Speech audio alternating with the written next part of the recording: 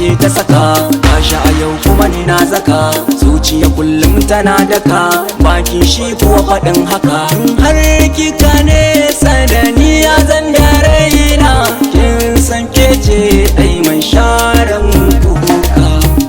Waigo waigo duba duba, ni dai yau roƙo abunki nake maula.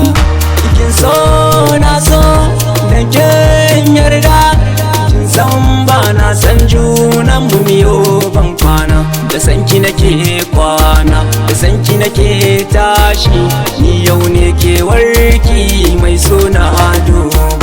Na gaza yin komai gashi na mai so ya addabe ni ya zamto jarmai. Jikina duka ya rike, gaɓoɓi duka sun sake, silar so gashi na zamo tamkar mai rashin uwa. Wane za ya bar ruwa in sha na zama kainuwa, gashi na kai kawo ya zanyi in yi bar ruwa.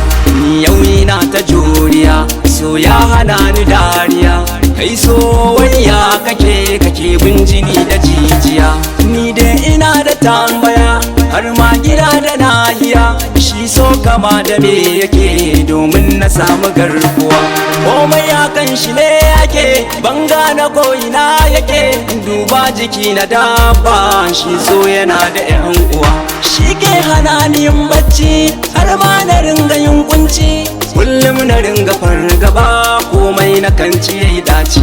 Wani sayin ko farin ciki, jin daɗi ba bakin ciki, yana sani na yi nishaɗi har ma na ringa dariya.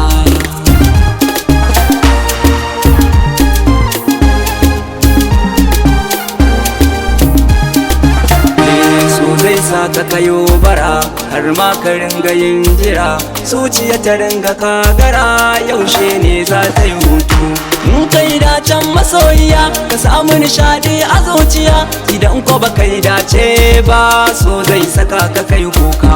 Kullum kana cikin tsaka ba ka nishadi ko da haka, so ne sila ta rayuwa in har jiki da rai duka.